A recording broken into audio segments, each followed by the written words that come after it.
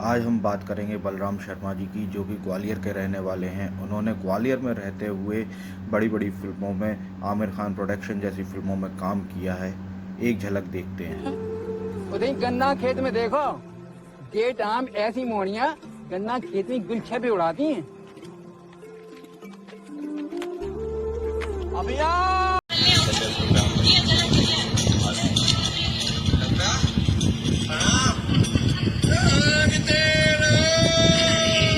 आज तो जीते रहो बेटे।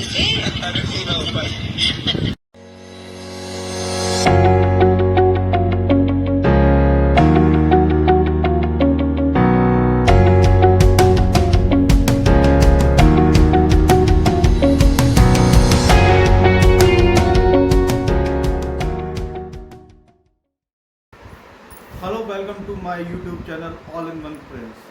जैसा कि आप सभी लोग जानते हैं, मेरे चैनल पर काफ़ी सारी शॉर्ट फिल्म्स हैं और मैं एक आर्टिस्ट हूँ। लेकिन अभी हमने एक नया प्रोग्राम स्टार्ट किया हुआ है, जिसके अंदर हम स्थानीय कलाकारों को आपसे रूबरू करवाएंगे। ग्वालियर की जनता से, सारे लोगों को उनसे मिलवाएंगे, उनके कुछ प्रोजेक्ट्स के बारे में बताएंगे।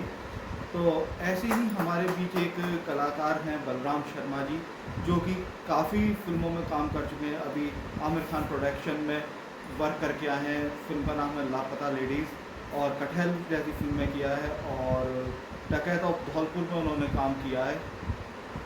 तो आइए मिलते हैं बलराम शर्मा जी से। आइए रद्दू।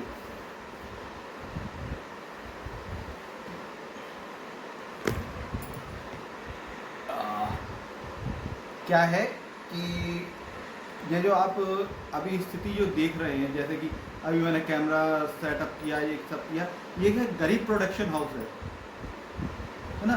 तो अभी आप हमारा सेटअप देख रहे हैं, पीछे मटका भी दिख रहा है, ये सब चीज़ें दिखती हैं। देखिए, गरीब प्रोडक्शन हाउस है।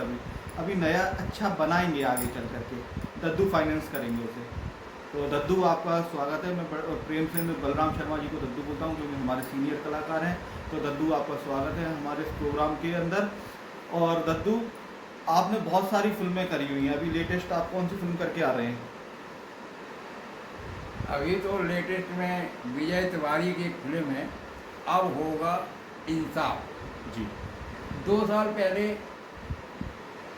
लापता लेडीज का शूटिंग किया था, वो इस साल मार्च के महीने में रिलीज हो गई है। और यहाँ पर नारायण भदौरिया के द्वारा एक प्रोग्राम था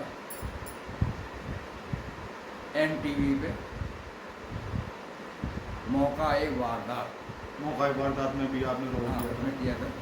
जी। और कटहल में तो जो हमारा रेगुलर काम है, BSF कॉलोनी में ताश खेलते रहते हैं, तो उन्होंने उसका अनुभव लेकर के गैमलर बना दिया, तो उसमें गैमलर का काम किया। मतलब पत्ते आप रियल जिंदगी में भी खेलते हैं, खेलता और रहता फिल्मों में भी आप पत्ते ही खेल करके आए हैं। हाँ, और यहाँ भी ये सोते रहते हैं। हाँ। लापता लेडीज में सुला के उन्होंने भी रखा है, सुविधाएं अभी देते हैं लोग। और दद्दू का एक ही डायलॉग था कि जागते रहो। बात यह है कि एक डायलॉग था, आपने उस कैरेक्टर को कैसे निभाया। बहुत से लोग तो क्या चलते फिरते उन्हें लंबी लंबी लाइनें दे दी जाती हैं, और चलते फिरते कह दिया जाता है कि आपको ये कैरेक्टर करना, उसको भी नहीं कर पाते।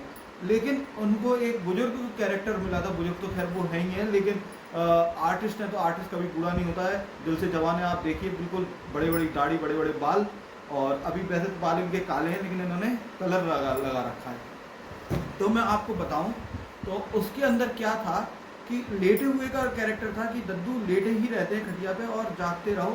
लेकिन जब आप उस फिल्म को देखोगे, लापता लेडीज़ फिल्म को देखोगे, तो उसमें आपको दिखेगा कि किस तरीके से उन्होंने उस कैरेक्टर को निभाया है। तो दद्दू, ये बताइए कि आपको वहाँ पर जब गए थे, किस तरीके से, क्या आपका ऑडिशन हुआ था, कैसे सिलेक्शन हुआ था? हमारा तो ऑडिशन हुआ ही नहीं।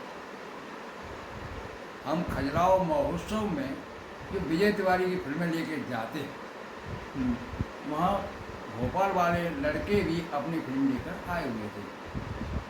अवना और रंगमंच के कलाकार, उनकी फिल्म आई थी। तो उन्होंने वही जो चाय की टपरी है ना, वहाँ दद्दू एक आपका वीडियो बनाना चाहते थे, बना लो। वो लड़के लोग हैं, जैसे विजय तिवारी फिल्म बनाते हैं वैसे वो भी बनाते हैं, वो भी ला के खजुराहो महोत्सव में दिखाते हैं। उन्होंने हमारी एक वीडियो बनाई थी, पूछा था अगर हम भोपाल बुलाए आओगे 2 दिन का काम है, आ जाएंगे बोलिए। तो क्या लोगे, हमको दे देना 2000 रुपये वीडियो। अब वो फिल्म वहाँ लगा दिए, तो वहाँ उन्होंने सिलेक्ट कर ली, पता नहीं क्यों, हमारा भाग ही होगा। ऐसे हम तो लड़कों के हिसाब से दिए थे अपना ऑडिशन जो बना के यहाँ दिए हैं जी खजुराहो में, वो सिलेक्ट हो गया। और जो करेक्टर है जिसमें लेटे रहते हैं, जागते रहो बोलते हैं, हम उस करेक्टर के बारे में थोड़ा जानकारी आपको दे रहे हैं। जी बताइए। जो वो करेक्टर है वो कलकत्ता में पूरा उम्र भर एक फिर से गलती हुई, सस्ता प्रोडक्शन हाउस, सस्ता इंटरव्यू, सस्ता ब्रॉडकास्ट, बताइए रद्दू। तो जिंदगी भर उसने एक वहाँ पर जो काम किया है वो कोटवार का किया है, चौकीदार बना था, चौकीदार का है। पूरी जिंदगी उसने जो अपना काम किया है चौकीदार का किया है। वो सिर्फ जागते रहो वही बोलता था। अब वहाँ से आने के बाद बुढ़ापे में जब अपने घर में आए हैं तो कहना कुछ भी चाहता है, वो कहना चाहता है सुखी रहो, लेकिन मुँह से निकलता है जागते रहो। अच्छा, वो कैरेक्टर आंखें खोल के ही सोता था, उसकी आंखें बंद नहीं देखी कभी सोते में भी। हाँ, वो जब चौकीदार कोटवार जो भी रहा होगा तो वो आँख खोल कर ही सो लिया करता होगा, क्योंकि उसकी नौकरी ऐसी थी कलकत्ता में चौकीदार की थी, चौकीदार की। तो या सो भी रहे तो उसकी आँख खुली रहती थी। और फिल्म में उसकी ज़रूरत थी, मतलब वो फिल्म के ही वो करेक्टर था जो चौकीदार का था वहाँ पे। तो उस करेक्टर को मैं समझ गया था कि मुझे कितना तक करना है, क्योंकि यहाँ पर एक नैला में छत्तीसगढ़ी फिल्म थी धर्मचक्र, उसमें मैंने चौकीदार का रोल किया हुआ था। मेरे पास उसके फोटोग्राफ भी थे, मैडम को मैं बोला भी कहीं पे चाहो फोटोग्राफ को खुद कर सकते हो। तो उन्होंने हमारे 30 साल पुराने कुछ फोटोग्राफ मंगाए थे, तो उन्होंने उनको भेजे थे।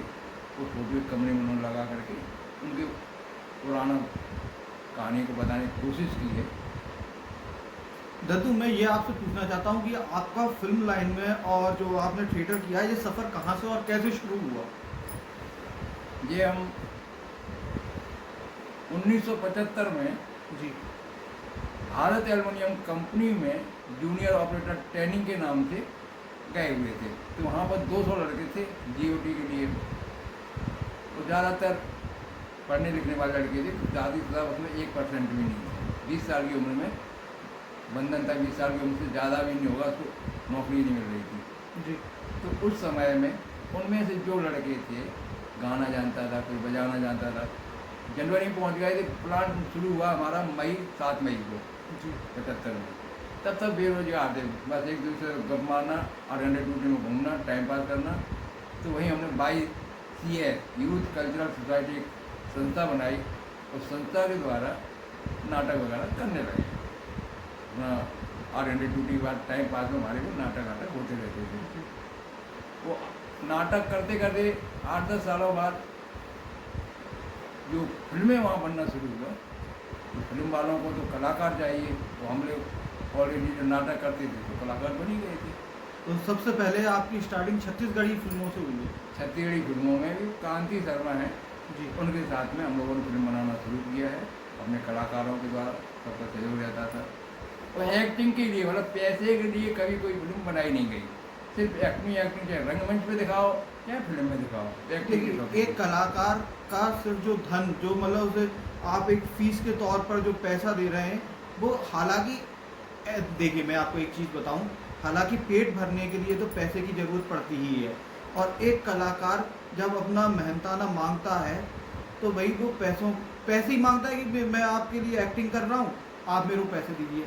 लेकिन क्या होता है कभी कभी क्या दद्दू, इस चीज़ को आप कैसे एक्सप्लेन करेंगे? मतलब मैं अपने दर्शकों को एक्सप्लेन नहीं कर पा रहा हूँ कि एक कलाकार तालियों का भी भूखा होता है कि भाई बस है ना, जैसे कि आपने अभी बोला कि सिर्फ हम पैसों के लिए एक्टिंग नहीं करते थे, हमारा मन था, हमें अच्छा लगता था कि लोगों को एंटरटेन करना, ठीक है, सिर्फ लोग बाग हमारे एक्ट को देख करके ताली बजा दें, ऐसे ही कुछ। हम लोग रंगमंच पे जो काम करते थे, कि उसे आप एक कमर्शियल करते थे, एक पैसा कमाने के लिए करते थे? रंगमंच पे हम जो लोग काम करते थे महीनों भर तैयारी करके एक नाटक को खेलते थे। अब उसमें मुख्य अतिथि कलेक्टर को बनाएं, डीएम को बनाएं, एसपी को बनाएं, किसी भी बड़े अधिकारी को बनाते थे। अब हमारा लास्ट में जब पर्चा फलाना थानेदार ये बनाता, ये पुलिस बनाता, ये डाकू बनाता, पाँच पर्चा जब होता है तो हमारे जो 5-6 हज़ार कर्मचारी हैं जी। बालको के बालको जो कर्मचारी हैं जो नाटक देखते थे वो हमसे हमारे नाम से जानने लगे थे। तो नाटक से हम लोग नौकरी कर रहे थे, यदि पैसे वाली कोई बात ही नहीं थी, 100 के लिए कर रहे थे, उसका बदले हमें नाम और शोहरत मिल रही थी, यदि पैसे वाली बात नहीं थी। अब हमें क्रांति शर्मा जैसे दूसरे लोग अपनी फिल्म के लिए बुलाते थे तो हम अपने डिपार्टमेंट को एक लेटर लिखते थे कि हमें फिल्म में काम करने की अनुमति दी जाए, हम इसका कोई पैसा नहीं ले रहे हैं, सरकारी कर्मचारी होने के नाते दो काम नहीं कर सकते पैसे से। तो कोई पैसा नहीं देता था और परमिशन मिलती थी, उसी हिसाब से हम उसमें काम करते थे। अच्छा दद्दू, मैं आपसे एक चीज़ पूछना चाहूँगा, जो आज हमारी जो यंगस्टर हैं जो कि फिल्मी लाइन में जाना चाहते हैं लेकिन बहुत जल्दी होप छोड़ देते हैं, क्योंकि क्या होता है कि उन्हें काम मिलता नहीं है, और काम मिल भी जाता है तो जितनी वो मेहनत करते हैं और जितने दिन वो स्ट्रगल करते हैं उस हिसाब से पैसा नहीं मिल पाता है, तो उसके लिए वो क्या करें? पैसे के लिए तो काम करे ही नहीं, ये सिर्फ शौक के लिए रखें। अगर शौक है तो ग्वालियर में ही 3-4 संस्थाएं थीं, एक कुलश्रेष्ठ साहब की थी, एक तिवारी जी, अनिल तिवारी और अनिल शर्मा, इन लोगों की संस्था के द्वारा, और विराट अनिरुद्ध तिवारी है, इनकी भी एक संस्था हो गई थी। कई संस्थाएं यहाँ नाटक करती थी, उसमें किसी को पैसा ऐसा नहीं मिलता था, जिस सरकारी आयोजन के नाम से पैसा मिलते थे उसको 150 रुपये बांट दिए। एक महीने आपने उसमें तैयारी की तो एक महीने में 100 रुपये मिल जाएगा किसी को, तो उसका नौकरी से कुछ लेना देना या उसके पैसे से कुछ लेना देना नहीं, उसे पेट्रोल और डीजल में खर्च कर देते थे ऑटो में बैठ के जाने में। तो इसमें यही है कि देखिए, फिल्म में जब भी आप काम करेंगे आपको पैसा तो मिलेगा, लेकिन क्या होता है उसमें बहुत ज़्यादा समय लगता है, और ऐसा नहीं है कि आप बहुत सुपरस्टार ही बन जाएंगे। सबसे पहले तो दद्दू मेरा ये मानना है कि आप कहीं पर नौकरी करने लगें, उसके साथ साथ में आप फिल्म वगैरह का ये शौक पालें नहीं, और हाँ, यदि किस्मत ने साथ दिया तो आप सुपरस्टार भी बन सकते हैं, एक बड़ा सीरियल आपको मिल सकता है। उसके बाद में भले ही आप उस नौकरी को जो आप कर रहे हो उसे छोड़ दो, लेकिन अपना सब कुछ मानना, फिल्म ही लाइन मेरा सब कुछ है और मैं सिर्फ फिल्म करूँगा और उसके अलावा मैं कुछ नहीं करूँगा, भले ही भूखा मर जाऊँ, तो ऐसा ना करें। वैसे दद्दू एक बात है कि मैं तो आपसे बहुत छोटा हूँ, और देखिए आपके कितने घने बाल हैं और मेरे उड़ गए, मतलब ऐसा मैं देखा जाए फिजिकली तो मैं फिर आपसे उम्र में बड़ा हूँ, है ना? आप तो अभी भी जवान हो। आप इतने ही बड़े हैं कि मैं सन 54 में पैदा हूँ, तो आप हो सकता है 76 में पैदा हो, तो आप ऐसे 20-22 साल बड़े हैं। 54 में, आप 76 में। दद्दू कुछ आपने लिखा हो नया तो वो सुना दें। अब नए किया है बरसों, अब छोड़ गए हदबंदी, अब बातों बातों में करने लगे तुकबंदी।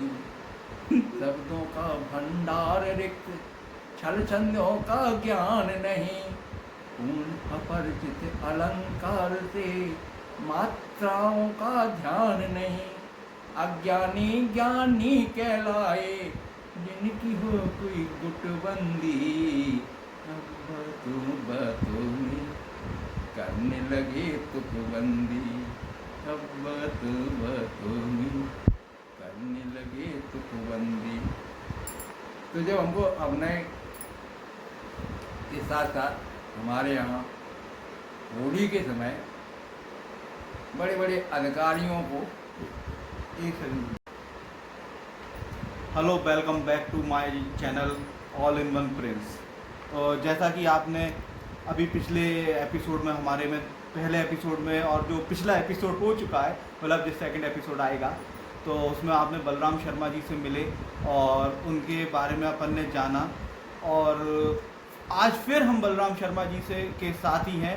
और आपको ये बता दूं, ये वाला जो एपिसोड शूट हो रहा है जो उसी समय पर हो रहा है, बीच में कट लगा करके मैं वही कपड़े पहना हुआ हूँ। हालांकि कपड़े मेरे पास यही हैं और यही अपना सेट है, ये पीछे ये कभी किसी ज़माने का टीवी वगैरह कुछ रखा हुआ है। हालांकि वो कपड़े पहना दिया है क्योंकि नंगा अच्छा नहीं लगता है। तो बलराम शर्मा जी, अच्छा आपने एक चीज़ देखी, ये मैं सेल्फी स्टिक यूज़ कर रहा हूँ इसमें। अच्छा पता है दद्दू, जब मैं सेल्फी स्टिक क्यों यूज़ कर रहा हूँ, जैसे प्रोग्राम करते करते यदि मेरे को पेशाब वगैरह लग जाए तो आप तब तक इसे इस तरीके से यहाँ से पकड़ेंगे और आप अपना इंटरव्यू देते रहेंगे, मैं अपना लघु शंका होकर के आ जाऊँगा वापस और फिर इसे यहाँ पर पकड़ लूँगा। जी दद्दू, तो कल हम चर्चा कर रहे थे, उसी को कंटिन्यू करते हैं। आप जो कुछ किताब खोल करके बैठे हुए हैं, अभिनय कला सम्मान एवं शास्त्रीय पत्र। ये बता रहे हैं सन 75 जो नाटक हमने किए हैं उनमें जो सम्मान मिले हैं वो सम्मान हमको दूर दूर से मिले हैं। वो आंध्र प्रदेश, छत्तीसगढ़ मातालय मिनी माता स्कूल उनके वार्षिक उत्सव में थैंक यू मिस्टर ग्लाड, और स्टील अथॉरिटी ऑफ भिलाई में भी उनको सवा शेर के हूँ, एक प्रेमचंद का नाटक था, उसको छत्तीसगढ़ी में रूपांतर करके वहाँ नाटक खेलने गई थी। जनता पागल हो गई है, मुर्गी वाला, सिंहासन खाली है, ऐसे कई नाटक हैं। सिंहासन खाली, आप बैठ गए हुए सिंहासन खाली है, उसमें भी मैं जो महिला के साथ पुरुष का रोल करने का काम किया हूँ। महिलाएँ 2-3 बदल नाटक हमने 12-13 साल तक एक ही नाटक की डिमांड करते रहते ना, करते थे। तो महिला जो लड़कियाँ आती थी उनकी शादी हो जाती थी, वो बदल जाती थी, लेकिन हम अपने करेक्टर में लगातार करते ही रहते। दद्दू, सबसे यादगार आपका शो कौन सा था, कौन सा नाटक था जिसके साथ में कुछ अच्छी और कुछ इमोशनल बातें जुड़ी हों? एक नाटक था मुर्गी वाला। मुर्गी वाला, हाँ मुर्गी वाला था, प्रेम साइमन का लिखा हुआ नाटक था। तो उस नाटक में मेरा पहले कोई कैरेक्टर नहीं था, रिजर्व फोर्स में थे। तो जब नाटक 2-3 बार खेले गए तो कोई ना कोई एक कलाकार गायब रहता था। तो उस नाटक में हमने विभिन्न तरह के अलग अलग रोल किए थे। अच्छा। वो इसी विशेष था। बाकी का एक बार एक रोल आप कर रहे हैं, 10 साल बाद खेल गए उसी रोल कर रहे तो आपको याद ज़्यादा नहीं करना पड़ता है, वो बदल जाता है तो आपको थोड़ा ज़्यादा मेहनत करनी पड़ती थी। तो उस तरह से वो मेहनत वाला कैरेक्टर था, उसको किया।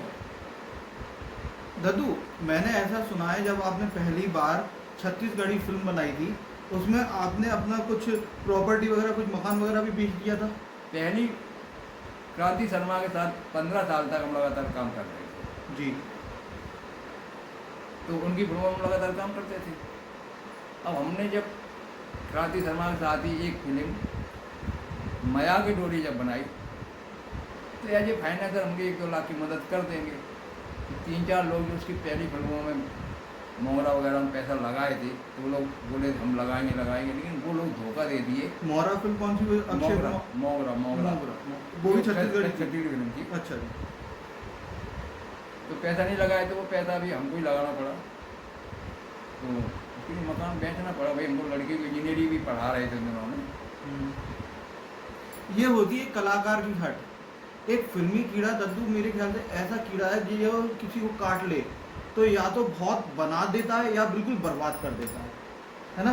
अब जो लाखों रुपए में खर्च करके फिल्म बना रहे हैं, यहाँ संतोष याग ने बोला विजय तिवारी फिल्म बना रहे हैं बचाओ, और बचाओ में 5-10 हज़ार रुपये में बन जाएगी।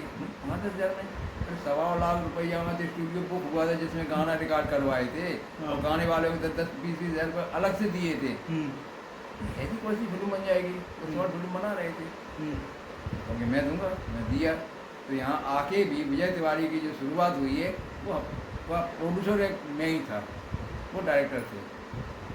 अच्छा, आप विजय तिवारी जी की कई फिल्में आप यूट्यूब पर देख सकते हैं। विजय तिवारी रिपोर्टर करके उनका यूट्यूब चैनल है जिसके अंदर हमारे बलराम शर्मा जी कई सारे हास्य पात्रों में भी आपको मिल जाएंगे। और मेरे ख्याल से आपने सारे उनकी फिल्मों में हास्य पात्र ही किए हुए हैं, जैसे पंडित का या एक हवलदार का। और कौन कौन से कैरेक्टर किए हुए हैं आपने? SRD फिल्म आर्ट, एक तिवारी की फिल्म का वो है बैनर का नाम। अच्छा। और OTT पे अभी उनका मैक्स प्लेयर वगैरह पे हंगामा में कई जगह आने लगा है। तिवारी जी की फिल्में भी OTT पे आ रही हैं। हाँ, आपको एक चीज़ बताना मैं भूल गया। हमारे जो बलराम शर्मा जी हैं वो आपको MX प्लेयर पर भी मिलेंगे, आमिर खान प्रोडक्शन में भी मिलेंगे। और कटहल किस प्रोडक्शन का था? वो भी बम्बई वाला ही था, लेकिन उसी में मिल रहा है, नेटफ्लिक्स में मिलेंगे। अच्छा, नेटफ्लिक्स पे भी दद्दू मिलेंगे। नेटफ्लिक्स पर आमिर खान वाली फिल्म लापता लेडीज और कटहल दोनों मिल जाएंगे। दोनों मिल जाएंगे। और यदि आप मेरे को कहीं ढूंढना चाहते हो तो मैं कहीं नहीं मिलूंगा, क्योंकि मेरे को कभी दद्दू ने मौका ही नहीं दिया। हालांकि दद्दू एक नई स्क्रिप्ट लिख रहे हैं और मैंने आज स्क्रिप्ट देखी, उसके अंदर जितने भी कैरेक्टर्स थे उसमें कहीं भी मेरा तो नाम ही नहीं लिखा है, जिक्र ही नहीं है, जिक्र ही नहीं। क्योंकि हम तो इनको एक अच्छे प्रोड्यूसर और डायरेक्टर के रूप में खजुराहो महोत्सव में देखा है इनको, उसी से हमारी जान पहचान इनकी हुई है खजुराहो महोत्सव के माध्यम से। तो उसको ही आगे बढ़ाएं, क्योंकि फिल्म में काम करने के लिए तो हर घर में जिसकी जेब में मोबाइल है वही कलाकार है ना। सब लोग अपना वीडियो बना के डाल रहे हैं, लेकिन निर्माता और निर्देशकों की कमी है। तो उसको आगे बढ़ाए। तो हम क्यों बोलेंगे आप BA पास कर लिए और प्राइमरी में आगे फार्म भरते, हम क्यों बोलेंगे आप कलाकार बनने के लिए कदम बढ़ाओ? कलाकार तो हर आदमी है, अपना वीडियो कैमरा निकालता है, जहाँ कहीं खड़े होकर वीडियो बनाने लगता है। बहुत कलाकार मिल जाएंगे, घर घर कलाकार मिल जाएंगे। एक प्रोड्यूसर नहीं मिलते, प्रोड्यूसर के लिए वो घर द्वार बेचने के लिए तैयार होगा, वही बन पाएगा। हमारे जो सर हैं, जो हमारे दद्दू हैं, वो अंतर्राष्ट्रीय पुरस्कार भी उन्हें प्राप्त हो चुका है इन खजुराहो इंटरनेशनल फिल्म फेस्टिवल से। मेरे को भी हो गया है, मेरा भी जिक्र कर देना दद्दू, मेरे को भी हुआ है। तो जो भी फिल्म लिया जाता है वहाँ पर जिसकी फिल्म चलती है सबको सर्टिफिकेट दिए जाते हैं, और हमें जो दिया गया है वो है लाइफ टाइम अचीवमेंट। मतलब किसी एक फिल्म से जुड़ा हुआ नहीं है, जो हमने 25-30 साल फिल्म लाइन को दिए हैं उससे जुड़ा हुआ वो सम्मान है, लाइफ टाइम अचीवमेंट। नहीं, मेरे को मिला था, वो भी तो बता दो। वो एक फिल्म दिखाओगे तब भी मिल रहा है, जितने कलाकार भाग ले रहे हैं सबको मिल रहा है वो, मतलब सम्मान ही। वैसे तो कम से कम बहुत बड़ा बंडल सम्मान छपा लेते हैं, बांटते हैं। अपने वाले में एक साल भी देते हैं, आपको तो महीना भी नहीं दिया।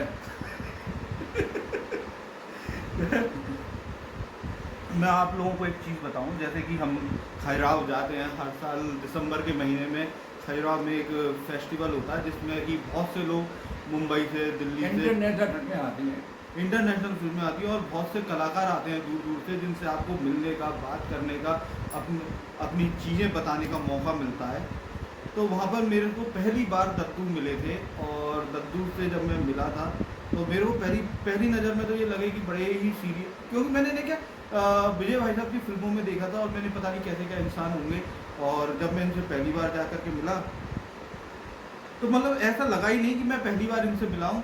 मतलब बिल्कुल हास्य से, जैसा कि अभी बैठे हुए हैं बाल खोल करके, इसी तरीके से। दद्दू, आप मेरे को टपरा टॉकीज में आगे बैठे हुए मिले थे।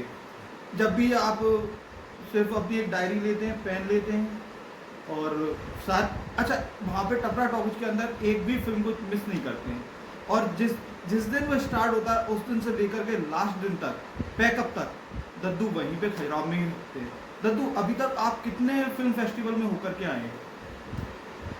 लगभग 7 फेस्टिवल हैं जिसको मैं अटेंड किया हूँ। शुरुआत नहीं किया था, उसमें संतोष किया था, मैं नहीं किया था। और आगे बैठने वाली बात है, तो जब मैं मिडिल क्लास में पढ़ता था, जब भी टागे में जाता था तो आगे बैठने से कम पैसे लगते थे और कम पैसे में आगे बैठ के देखता था फिल्म। आदत पड़ गई है आगे बैठ के फिल्म देखने की। तो अभी भी परंपरा कायम है, आगे बैठते हैं तो पीछे की शोरगुल नहीं पड़ता। हमें तो फिल्म में क्या क्या संवाद हो रहा है, कहाँ डायरेक्शन में कमी है, कहाँ विशेषता है, उसको सब नोट करता हूँ। जब उसका प्रोड्यूसर आता है कि भाई फिल्म में आपको कोई कुछ पूछना है, तो जब हम लिखे रहेंगे तभी तो पूछ पाएंगे। इसलिए कुछ पॉइंट लिखता था और बराबर उन लोगों को छेड़ता रहता था, छोड़ता कीजिए बोलो। तो दद्दू, अब आप क्या चाहते हैं, यहाँ से अलविदा लें अपन? अरे नहीं, हमारे बालों की चर्चा बहुत हो गई। तो आप देख रहे हैं कितने घने और मजबूत बाल हैं। आप ये मत पूछना कौन सा तेल लगाते हैं। हाँ, बालों के बारे में बता देता हूँ। शहीदों की चिताओं पे लगे हर बरस मेले, हम भी शहीद होंगे छोड़ सब झमेले, शहादत के ढंग सभी एक बार सोच गए, शुक्र है खुदा का बाल बाल बच गए। तो डूब कर मरने का बन गया मंसूबा, कूद पड़ा कुएं में फिर भी नहीं डूबा, सब चिंतकों के द्वारा ऊपर ही खिंच गए, शुक्र है खुदा का हम बाल बाल बच गए। जो रूप मारा पीटा बच्चों को मैंने झिड़का, फिर जलाई तीली फिर मिट्टी का तेल छिड़का, जले हुए कपड़े बदन के सारे नुच गए, शुक्र है खुदा का हम बाल बाल बच गए। अब जलने से कुरूप हो गए तो कुरूप देख मुझको सब लोग करे हंसी, फंदा गले में डाला जैसे लगाई फांसी, अरे आन मरी मात मेरी कान मेरे खिंच गए, शुक्र है खुदा का हम बाल बाल बच गए। अब एक्टिंग आती थी बच्चों से, पैदाइश से एक्टर थी। तो दुर्घटनाग्रस्त होने में बन के चला पागल, किंतु मैं मरा नहीं परंतु हुआ घायल, अरे जाको राके साइया कबीर दास सच कहे, शुक्र है खुदा का हम बाल बाल बच गए, शुक्र है खुदा का हम बाल बाल बच गए। धन्यवाद, आपने जो इतनी देर तक हमको झेला और मैंने भी जी भर के पेला, जो आया बोला। तो बहुत ही बढ़िया, बलराम शर्मा जी से मिलकर के बहुत ही अच्छा लगा। अब नेक्स्ट एपिसोड में हम किसी दूसरे कलाकार के साथ मिलेंगे। और बलराम शर्मा जी के बालों की बात करें तो उनके तो बहुत ही घने और बढ़िया बाल हैं। उन्होंने तेल का राज तो नहीं बताया, यदि वो बता देते तो फिर मेरे भी बाल आ जाते।